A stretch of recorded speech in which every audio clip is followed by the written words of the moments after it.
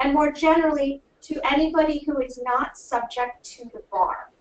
I don't know if you're familiar with those terms, so to explain to you, the bar is something that applies to you once you've accrued 180 days of unlawful presence, meaning after you turn 18, if you don't have a visa or you're here undocumented, you start to accrue what's called unlawful presence. 180 days of unlawful presence will subject you to a 3-year bar. Over a year of unlawful presence will subject you to a 10-year bar. Now that doesn't really have a practical effect just sitting here in the United States. But as soon as you step foot outside the United States, that bar denies you re-entry. Even if you have the ability to apply for a visa, you cannot do anything until the lapse time has passed, 3 years. If you leave and you're subject to the 10-year bar, you're stuck outside for 10 years. So in the context of this discussion today, I just want to make clear, unless you're subject, if you're not subject to the bar, this definitely applies to you. If you're maybe subject to the bar, there are still other options, but those are fact-specific things that you need to talk about with your attorney to make sure that you understand what options you have. So I'm not closing the door to people who applied for DACA after they turned 18. I want you to still think about this as an option and definitely talk to your attorney about how it can apply to you, if it can work for you, because it's still an option. But in the context of this conversation, let's assume it definitely applies to people who applied before they were 18. Is that clear now? Okay. Yeah, thank you so much. And so before we start, let's do a really quick poll. I'm going to ask people where they're from, where they're joining us, so that we kind of get a sense of that. So if you can, please let us know what part of the country are you joining us from. So you can select from either you're in New York, New Jersey, Connecticut, Delaware, DC, Virginia area, you're in the California, Arizona, Colorado area, Texas, Florida, or Illinois or other states. So people are voting.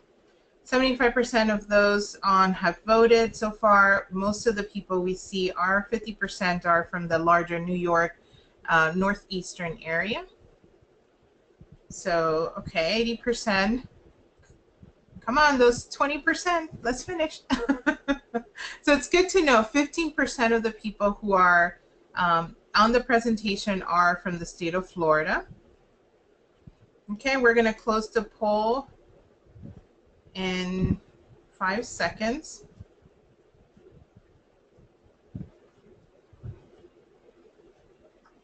Okay. So this is the results. So if you can see it, can you see on your screen, Michelle, Virginia, and Ray? Yeah. Yes. Okay. So just to be clear, today we're going to be talking about the labor certification process. This is a national process. It applies in whatever state you're living in and for employment in any state in the United States. That includes Puerto Rico and U.S. Virgin Islands. Sometimes people don't know that, but just so you understand, this is across the United States. This process works for employment with companies across the United States. So maybe you can go to the first slide and I can explain to you what a labor certification is. Slide 5. So basically, a labor certification has many names. You may hear it as PERM, which is an acronym for something that I never quite understood. There's also an ETA 9089 as another name for labor certification. But basically, a labor certification is, can you go to slide 5? Can you see it? Yeah, I can see it now. Now I can. You have it printed out? Okay. So a labor certification is a process, an employment-based process through which a U.S. company can hire a foreign worker. In your case of DACA, you're a foreign worker. Can do a process to hire a foreign worker in a permanent position, and the foreign worker can get a green card. It is a reasonably short process in the grand scheme of things. You divide it into 2 parts. The first part is done through the Department of Labor, and the second part is done before immigration, USCIS. So we're going to talk about the first part. The first part before the Department of Labor. The way it works is we're going to sit down with the employer and we're going to analyze what the job description is. What is the company offering you a job in? And what are the minimum criteria for that job? Is there a way you can put up the slides so I can see them? Yeah, the slides are not being seen on the screen? No, all I see is the camera. Oh, okay. Give me 1 second. Sorry about that. Because I think I just jumped a slide, and that's going to be confusing. If I don't guide my side by the slides, it's so technical, it gets very confusing for the process. So can you see the slide now? Nope. Up on the screen. Okay, give me 1 second. Okay, now I can see the slide. Perfect.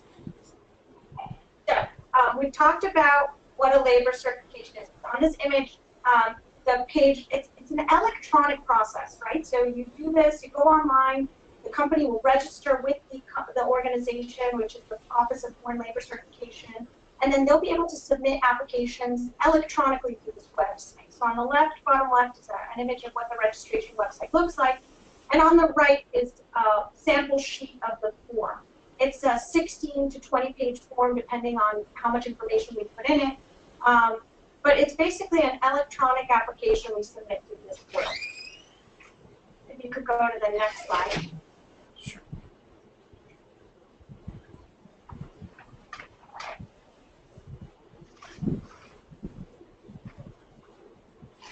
Okay, so the labor certification applies to different types of people. We have two classifications of labor certification. We have employment-based second preference and employment-based third preference. There's really no difference currently between the two processes. It's just a different classification and different qualifications you need to fit in that classification. Employment-based second preference is for people that have advanced degrees. So if you have a PhD or a master's, so the job that you're applying for requires a PhD or a master's, that would be considered an employment-based second preference. It also applies to people who have a bachelor's degree and 5 years of experience, and we consider it progressive experience after you graduate. So let's say you graduated 2 years ago with a bachelor's, and then you have 5 years of experience, you would be an EB2. EB3, which is what most of you will likely be, is the third preference category, and that's people that have a bachelor's degree, or maybe they don't have a bachelor's degree, but they have at least 2 years of work experience. In the DACA context, it's important that that work experience be within a period of authorized employment. Meaning if you had that work experience in the United States, it has to be employment you had with a valid work authorization. I cannot use experience that you did not document. It's also important to note that foreign degrees are acceptable. So if you had a bachelor's degree from a foreign country, we can use that degree. So basically, the labor certification can be processed for individuals with a U.S. university degree, whether it's domestic or foreign, or at least 2 years of work experience. So now that we know kind of who qualifies, how does it work? So the process takes, I'd like to say, between 6 and 10 months, depending on processing times, to go through the first phase, which is the Department of Labor. The idea of the process is that before a U.S. company can offer a job to a foreign worker, they need to make reasonable efforts to find a U.S. worker that qualifies for the job. So as I sort of started to say before, what we need to do is sit down and identify what is the job that the company is offering you, what are the requirements of that job. Once we define that with the employer, we will create a short advertisement that details that job requirements, and we'll publish it. The jobs will run and be published in newspapers, on the job site, are what we call the state workforce agency, which is where people who are unemployed in a state will go to apply for jobs. And that will all run for about 90 days. We'll also request a prevailing wage. The Department of Labor will set the wage for the position. These are relatively high wages in the EB3 area, depending on the state. The wage that they will set will be anywhere from $35,000 to $75,000, and more for the EB2 higher level professionals. We will also have the employer evaluate the candidates that apply for the position. So the employer will get resumes, and they will look at the resumes, compare them to the criteria that you fit and that the job requires, to see if the candidates meet those qualifications. If they do not, then we can proceed with the filing of the application. If it seems that a candidate that applies to the job may qualify for the position, then the employer has to contact them to interview them or ask them further questions. At the end, we'll also document your work experience and education. So I'll need a copy of your degrees, and if we're not using degrees, we'll need reference letters from your past employers to document that you have the experience in the job exactly as the employer's looking for. Have to do a position and a job that you qualify for, so it's important to document your qualification. Once we've completed the 120-day recruitment period and all these steps which get completed in those 120 days, I'll file the ETA 99, or the labor certification form, the electronic form we saw on the slide before. I'll file it electronically on the Office of Foreign Labor Certification website through an account that the employer creates. Once it's filed, it'll take about 3 to 6 months to get approved. And once we get an approval, we can move on to the second phase of the process. Now, it's important to note that in cases where there's no degree, that timeline may be a little bit longer, meaning it could be up to 4 months longer if we get what's called an audit. That typically happens more in cases where there's no education, so where someone only has 2 years of experience. In those cases, if we get an audit, instead of taking 3 to 6 months to process, we're looking more at 6 to 10 months. And it simply means if I get an audit, they want to see paper copies of the advertisements. They want to see the resumes. Because since this is an electronic form, I'm basically representing we did all this stuff without submitting any proof that we did. But if they audit it, they want to see the proof. Any good attorney will keep an audit file ready throughout the process, so it should not be an issue at all if you get audited. It's just a additional length of time. So once we get the approval, we go to phase 2. And phase 2, what we're going to do is we're going to file an I-140. The I-140 is the company's affirmation, hey, I got my Department of Labor approval, immigration, here's my application, here's the approval, here's the candidate's qualifications, here's my tax return that shows I can pay this wage. Please allow me to process a green card or immigrant visa application for this individual. We like to file that application premium processing. That means that they give us an answer in 15 days. So we can get through the whole perm, and if we premium process the I-140 in as little as 7 to 8 months in some cases. That's a very short timeline. Now that I-140 doesn't give you anything immediately. But the approved I-140 means that you can start consular processing a green card.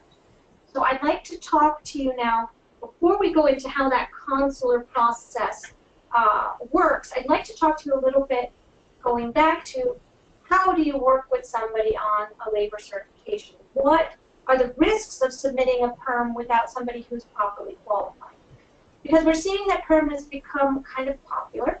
We're also seeing that a lot of individuals who maybe don't have the practice experience to do perm, or sometimes aren't even licensed attorneys in the United States, are trying to do these processes.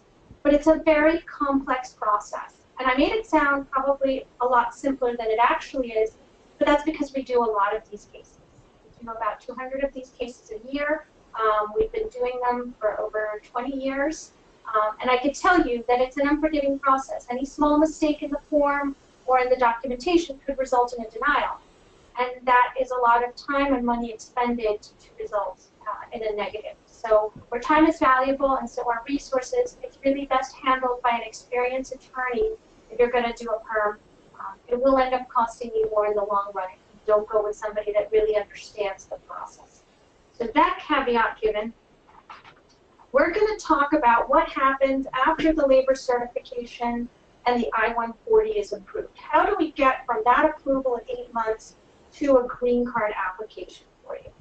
So in the context of individuals that are maybe subject to the bar, meaning you applied for DACA after you were 18, you're not completely out of the loop here. You may qualify for a waiver. So just because the bar applies to you, it does not mean that you can't do a perm, but you need to consider a waiver. And again, that is a fact-specific issue that you need to consult with an attorney, but I just want to make sure we put that out. If you're not subject to the bar, which is our case if you filed before 18 or other circumstances, then we move on to consular process your visa. So that I-140 that's approved is now going to get sent to what we call NVC, National Visa Center. And they're going to start processing your visa so that you can go pick it up at the consulate of your foreign residence. The last country you live, the foreign country you have a passport in, that's where you'll go get your green card and interview at the consulate. So if we can go to the next slide, I can sort of try to explain the consular process, which is a little bit long and complicated. But basically, we prepare the petition and submit it to USCIS. That is the I-140. Once the petition is approved, then USCIS will transfer the approval to NVC. And they'll continue processing the documents through the embassy or consulate. Again, it's based on the country you hold a passport from. Once the case is transferred from USCIS to NVC, then they will try to process the documents you submitted, and they should transfer that document within 90 days. Once you have the confirmation, we'll get a receipt, and then we have to choose an agent, and it may take up to 3 weeks for NVC to process this form we call it's a DS-261 that you're going to apply online. Once we file that application with documents, they may ask us for more documents, and we got to upload those documents. And then we have to allow up to 11 weeks for NVC to process the documents we submit. Once they've processed the documents, they'll send us a notice saying your case is ready for interview. And within 60 days, you should get an interview date. Now that interview date is the date that you're going to appear at the consulate, the U.S. consulate at your country abroad for an interview. At that interview, they're going to ask you about your status. So you maintain status because you had DACA. They're going to ask you about the job. They're going to ask you where you plan to work, and that's when you'll explain to them what it is you're going to do for the company. They may ask you about the qualifications you represented you had, so you'll probably take the original copy of your degree and the reference letter. But the interview should be relatively simple and straightforward. At the end of that interview, if you are approved, they'll give you what's called a 5551 stamp. That stamp is the equivalent of a green card. You will enter the United States on that stamp with a package, and when you give that package at the entry, you will then file a Form I-90 to process your green card. You'll get that green card within 3 months. And that's it. You're a green card holder. Within 5 years, you can apply for citizenship, and that's pretty much the process. Now, it's important. At the interview, we will need to prepare you. So if you do get through the labor certification process and you have that I-140 approval and you start consular processing, you also want to make sure that you talk to an attorney about the interview and that you have an attorney that's willing to prepare you for that interview. You can't go into the interview with anybody. An attorney can't go in with you, and a family member can't go in with you. But proper preparation, having the documentation, there should be no issue in it. It's also important that the attorney that's helping you help you vet any other grounds of inadmissibility. If you have an arrest or if there's something else in your background that may be an issue, those things need to be addressed up front. And that's when really consulting with an attorney is important. So generally, what I want to conclude with in the presentation is, I think this is really an important and often unused option that is available to people who have DACA or have other statuses and are looking to obtain a green card through a job. It could be a job you have currently. It could be a job that you plan to work for. Another important thing I didn't mention that I think it's important to state, the employer in this type of application cannot be your own company, and it cannot be a company that is owned by a direct family relative, because that must be disclosed. Now, if it is owned by, let's say, an uncle or a cousin, that could work, but you're going to have to disclose any familial relationship, and that may create an issue in the process, because sometimes the Department of Labor doesn't think that you really consider U.S. workers if, your family relation is the company owner, and they may be giving preference to you. That's pretty much the process. I'd like you all to consider it. Feel free to ask me any questions about the process with respect to how it applies to you in specific cases. I think that's best handled talking to an attorney. And if any of you are in South Florida, we'll be happy to give you an appointment and discuss those options with you. Great. Thank you so much, Michelle. We actually have a few questions. So the first question we have is from Elias, and Elias is saying, if we're currently working towards a bachelor's degree but have 2 years work experience under DACA, does that still apply? It does still apply. Now, it needs to be 2 years of full-time experience. So it's important when somebody is studying and they're also working, how much work could they actually be doing? But a labor certification is still an option if you only have 2 years of experience and you haven't yet completed your degree. Great, thank you. So we have another question. Ilder's asking if any dream. Can you repeat the question? Like the sound went out for a little bit. Yes. So Ilder is asking, is any dreamer who is studying in a university eligible to start the employment visa process? So in terms of the labor certification, anybody who meets any of those criteria under who qualifies, meaning you have at least 2 years work experience or a bachelor's degree or higher, then you can do a labor certification.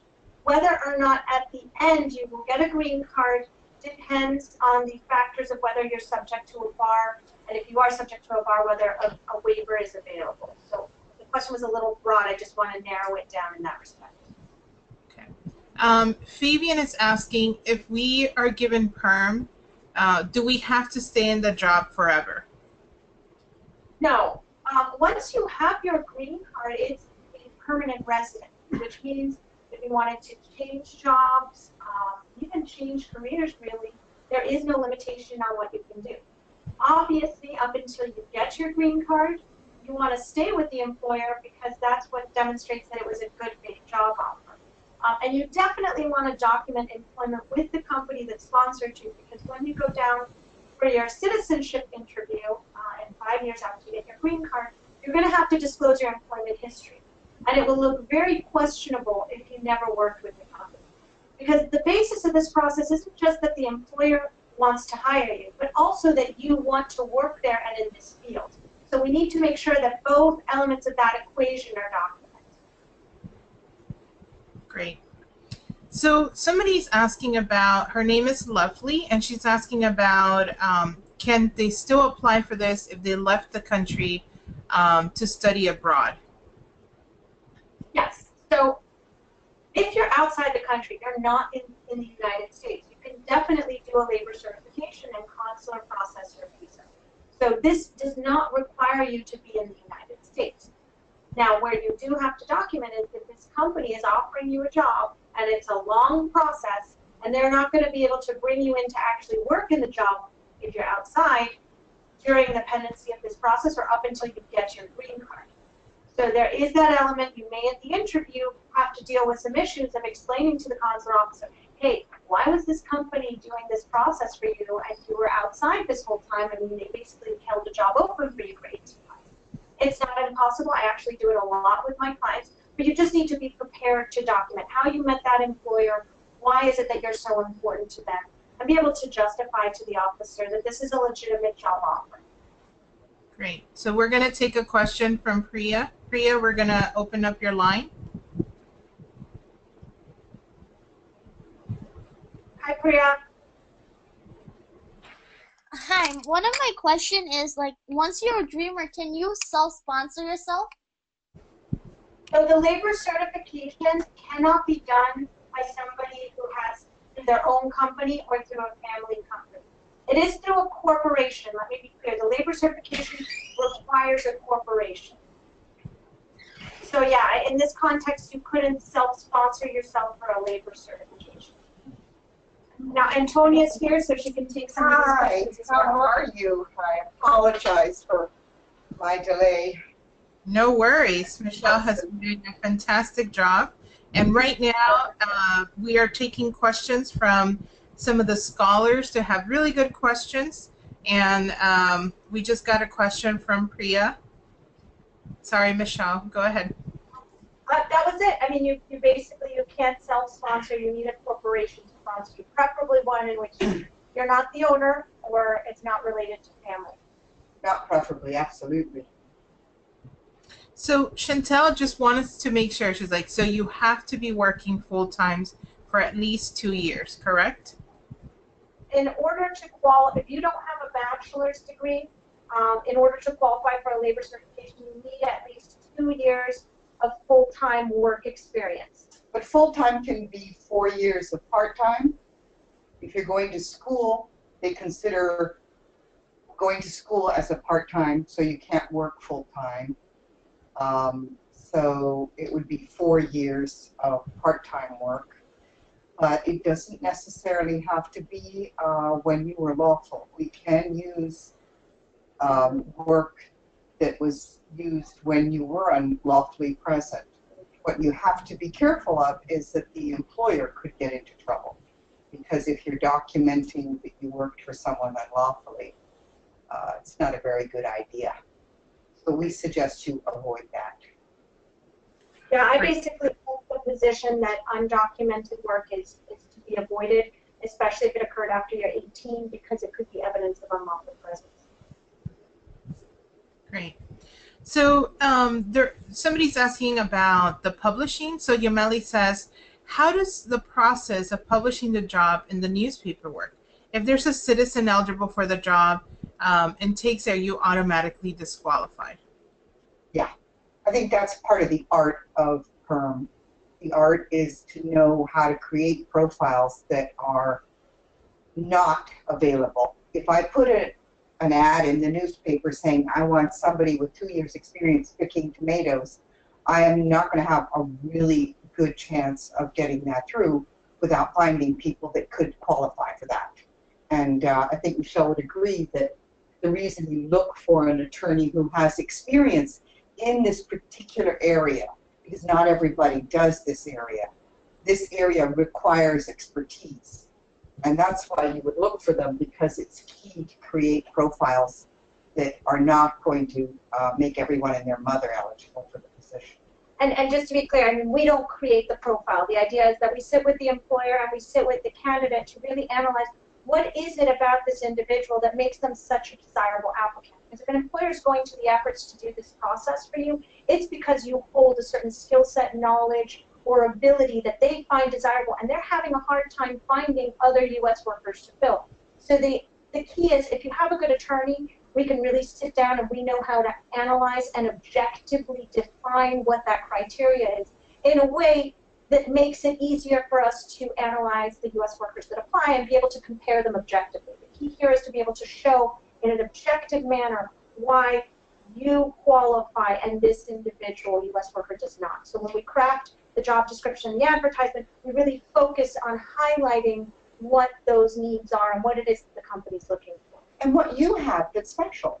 I mean, there are different qualities and skills, and anybody who's going to go through the hoops of doing this, although they're not really complicated or horrible, wants you. And that's what people have to remember, that we're not all made the same. And DACAs are special. You really are. And so it won't be hard to find something about you. And we don't custom write or custom make things. That's a big no-no in this area. You can't say I want somebody with blue dots and red zebra stripes, because it doesn't work. Great, thank you so much. So Deanna's asking about the 18-year-old clarification. So she said, you mentioned about being 18 years old when applying for DACA. Can you clarify, is there a criteria on that age? So this was at the beginning, Michelle? Right. Yeah, Michelle, and I think we discussed that this would be the simplest approach. Once you turn 18, you are subject to the famous 3 and 10-year bars. And I don't know if you all are aware of them, but I think that's what really deters people from going home to their country to get anything. Because if you have been here for 6 months after you were 18 and you have no status, you are automatically subject to a 3-year bar. In other words, you have to go home. There's nothing we can do for you unless you marry a U.S. citizen or a Cuban, or and if you go home, you've got to wait there for 3 years unless you get a waiver. And so why we chose the 18-year barrier to, or sort of requirement to start this discussion was that those people are free and clear, and they will have absolutely no problem. They will still have to go home, but when they go home, they're not subject to any bars. And this is people that have applied for DACA before they turn the age of 18, or they got their DACA before they turned. They have to have it. It's not just applying for, it's actually being under that cover of as a stay authorized by the Attorney General by the time you turned 18, or plus 6 months. Michelle wanted to point out that. Right. So how the bar works is you accrue unlawful presence every day that you don't have a valid visa. Okay? And you're protected up until you're 18. So if you came in here and, you know, when you were 15 and you were undocumented for 3 years, those 3 years don't count against you because you were under 18. But once you turn 18, the gloves are off and they start counting. There's a clock, right? It starts counting after you turn 18. Every day that you're undocumented after you turn 18 starts counting against those 180 days. DACA stops the clock. So if you are able to get DACA approved before you accumulated 180 days of unlawful presence, you can do this labor certification process. You can go home and you don't even have to think about the bar. Now, if you're not that lucky, you still have options, and we said that at the beginning. You just need to sit down with your attorney and discuss what those options are. You may qualify for a waiver, which would allow you to essentially waive the bar. But that's an additional process, and it really requires a very fact-specific analysis from an attorney to determine what your options are if you may be subject to the bar. And you do have to have a qualifying relative. You have to have either a parent or a spouse who's a lawful permanent resident or a U.S. citizen. So those are facts that kind of preempt any consideration of a bar. So basically, we just want to say, definitely, if you got your DACA before you're 18, you could do this without any issue.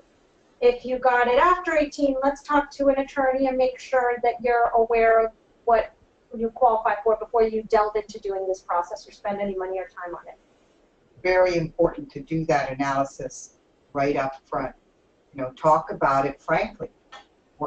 Also, if you've ever had any charges, any criminal charges, anything that, whether it's a misdemeanor or not, can weigh in, because the waiver is discretionary. And we know the word D for discretion means what the officer feels like that day.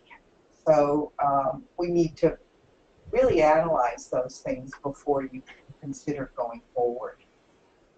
Yes. And as we said at the beginning, this is information that we want you to have. Information that is not really available out there, but it's something that you might want to look into and consider, and go into and speak to an attorney if you see that you might qualify for some of this, especially because you apply for DACA, because you are getting your bachelor's degree with TheDream.Us, supporting and providing the scholarship for you, and because you might find that you do have a special talent and your worker sees it and says, you know, I want to do this process for you, let's look into it. So it's really important that you understand and know that it takes all these different things to be aligned, and of course having an employer that is willing to go through this process. And with all that, I think a lot of people are probably asking themselves, so how much would this process cost? What's the range of the cost of doing this process? Well, when we started, Gabby, what we talked about was, you know, DACAs are special to all of us. It's a special class of people. and a lot of us, meaning immigration attorneys, really want to help. I would suggest, and I said, go to Gabby if you're interested and tell her where you are, what area you're in a state, because it's not just the state. I'm not going to send you, to somebody in Palo Alto if you're living down in Monterrey. So it's like where you are in a state, and I have offered to filter through and look for attorneys, and those attorneys will be willing to work with you. Sometimes you don't have the money up front, but if you're working, you can pay a couple of $100 or $150 a month and get through the process. So I would like to put that out there, that through Gabby, we will put you in touch with people who are interested in helping, and that will factor in, because I can't speak for other people about what they would charge or what they wouldn't charge. Some people may want to do it for free. Some people may want to charge. The ballpark figure in the real world of what you charge if you do this is about $10,000 for all three processes. Because remember, it's not just the labor certification. That's not worth the paper it's printed on if you can't go forward with your I-140, which is the second stage, and with your consular processing. But that's attorney's fees, and there are some fixed costs that even if you find an attorney who's willing to do it pro bono, they cannot cover.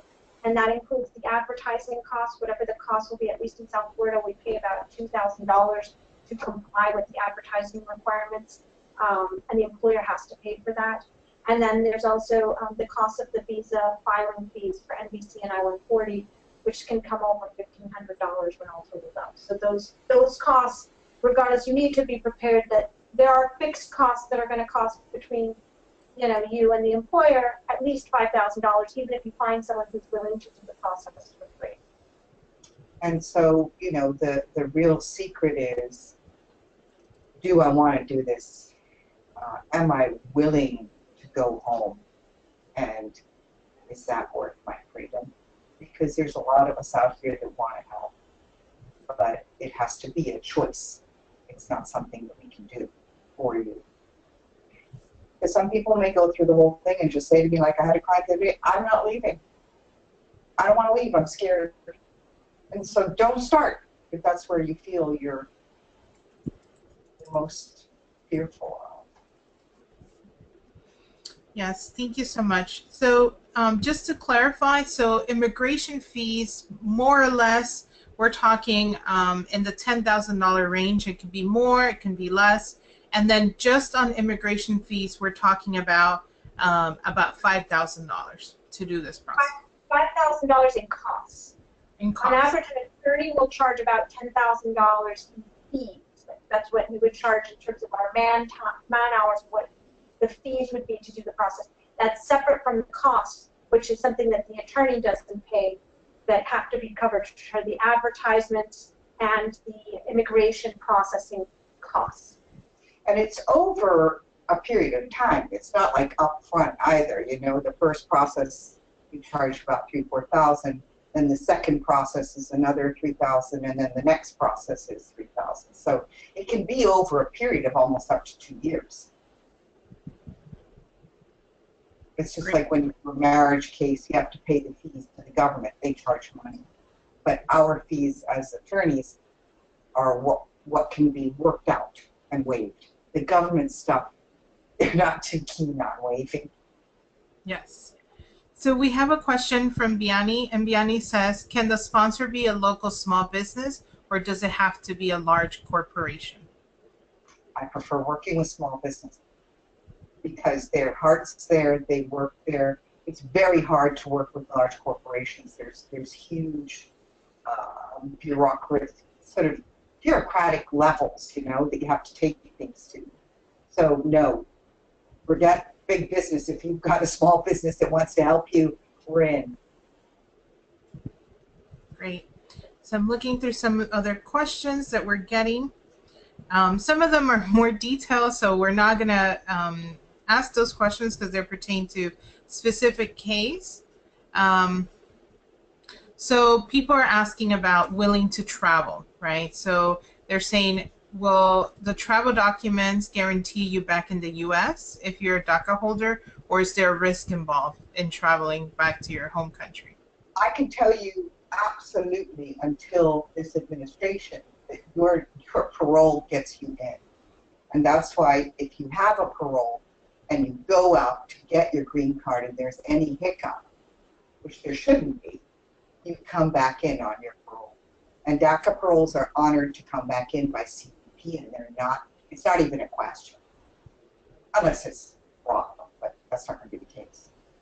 Right. So basically, you need to get a parole in order to go out for your interview and be able to come back in the event that interview results in a denial. If you don't have a parole and you go to that interview, so long as you're approved, you'll have no issue coming back in. You'll come back in with your green card. It's just that some people forget to tell you that they had a minor felony. And they go home and then, whoops, the consul's like, that didn't work. And at that point, you would come back. But if you have your parole, you can come back. Unless they find fraud in you getting your DACA parole because you didn't tell them about the felony. But that's really, when people go abroad, they go abroad to come back. Nobody sends people out. But a lot of people like to have that extra safety, which is to have their DACA parole in their hands. So Manuel is asking, I'm working towards my bachelor's degree and I have 2 years of work experience, but with different employers. Is that acceptable, or do I have to have the 2-year work experience with the same employer? It's 2 years with whoever, however. 4 years part-time with 10 employers. The problem is you got to document it. And that's, the problem is documenting the employment. Great. Okay. Let's see. Do we have any other questions?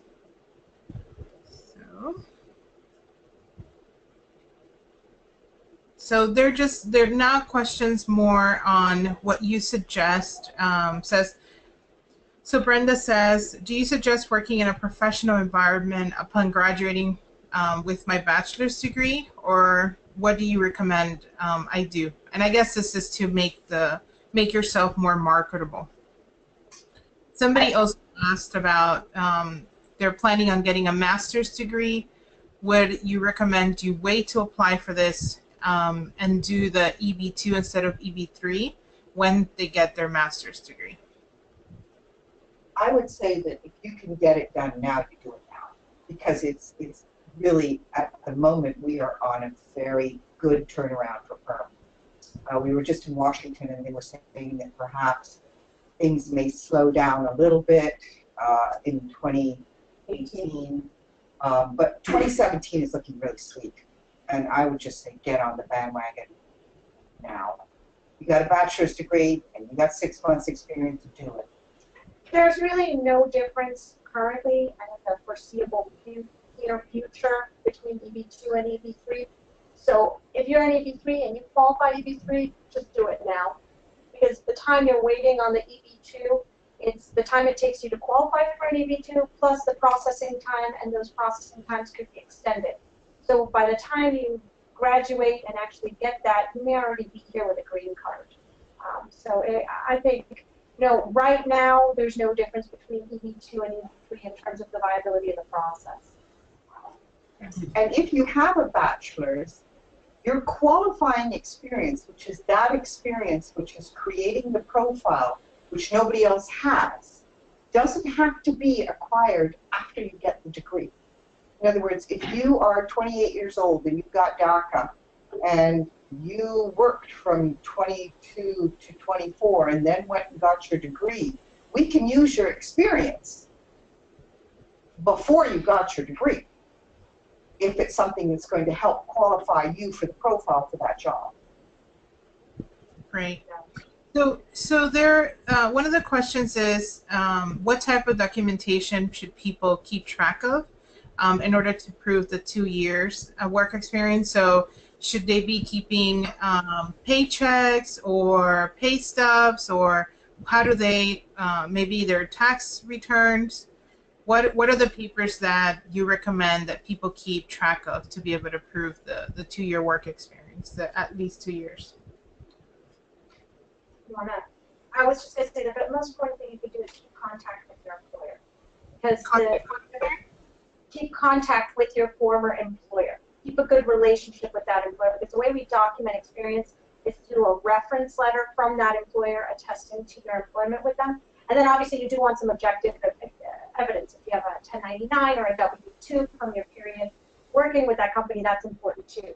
But the most important thing is the relationship between you and your employer. Because if that employer is not willing to give you a reference letter that says what you did on the job, then it becomes more complicated to document.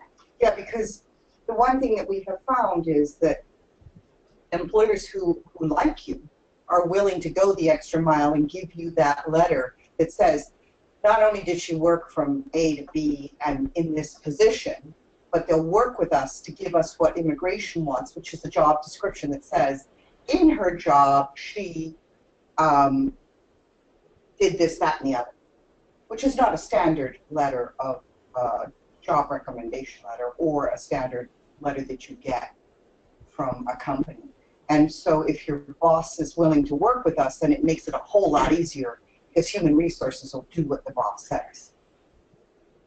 And so just a clarification, one scholar's asking Patricia about EB3s. Do you have to have both the bachelor's degree and the 2 years, or it can be either or? Either or. The same with the EB2, it can be a master's or a bachelor's in 5 years. But in the case of the EB2, the experience must follow the bachelor's. You will be given the equivalent of a master's. Very cheap way to get a master's. I'm just kidding.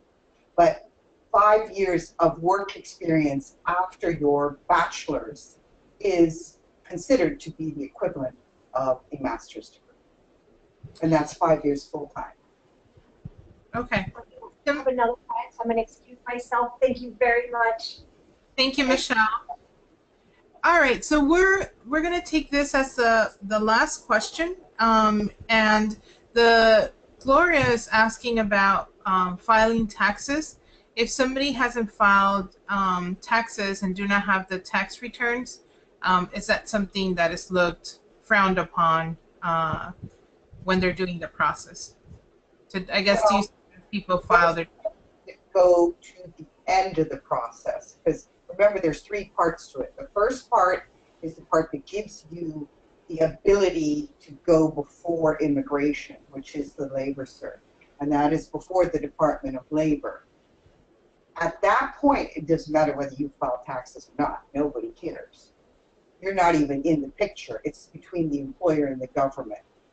Second of all, when we go forward with the I-140, that again is the employer and the government, because the employer is saying, I want this person and I can pay for them without firing an American. At the third level, when you're at the consulate, that's where obviously you would need to sort all these things out. And that's why you want an attorney who understands the whole process. I have tremendous respect for my friends that do deportation. I couldn't do it anymore. My stomach curls. I have tremendous respect for my friends that do family-based. But neither of those 2 specific areas of law are relevant to what's going on here. So that's why it's important to get an attorney who understands how this whole thing plays out. And when you're out there in front of the consul, what are the problems that could arise? And that, if you had never paid your taxes, could be one. Great. Thank you so much. So we've received a ton of information. Michelle did such an incredible job, and please let her know that we're so grateful to have had her today. Antonia, you are a living legend and a gem to our community. We're so grateful for everything you're doing and everything you continue to do for not just the documented people, but just immigrants overall. if people don't know Antonia's because you don't live in the South Florida area, but she's very well known here and very well respected. And then, of course, we're so happy to have worked with Ray. Ray helped us put the presentation together, get it on time, and make sure that we were able to do this. And then, of course, our awesome scholar, who's a paralegal. She and her sister work with Antonia, and they were the ones that came up with this idea to do this and present for all of you. So we're so proud of the work that our scholars are doing. And like Antonia said, there's something special about people with DACA. Your determination, your motivation, your resilience is something to speak highly about and to feel very proud of. So we're really proud of all of you. Thank you so much for taking the time to hear this information. We will send out the presentation to everyone. And like Antonia said, if you feel that you meet some of these criteria and you have an employer that wants to do this process with you, please let us know. We will connect you to people that can help you. And again, please do not go to anybody.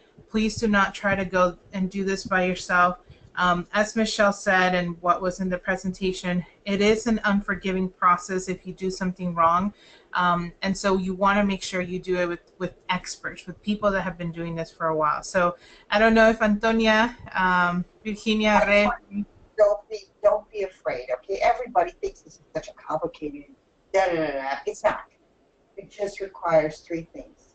Goodwill from an employer, the fact that you are willing to leave the country, and the fact that you are DACAs and you are determined, skilled, talented people that everyone wants to help. Virginia, do you want to say anything?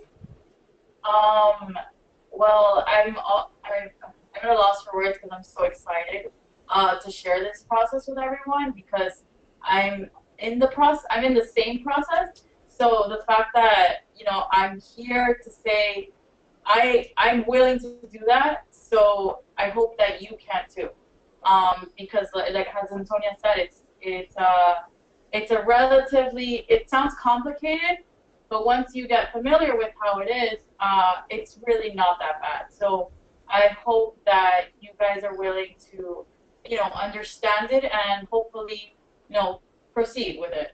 So yeah, that's all I have to say. Great. Well, thank you again to the three of you, and this concludes our presentation on employment-based green cards. Thanks. Bye. Bye. Thank you. No problem.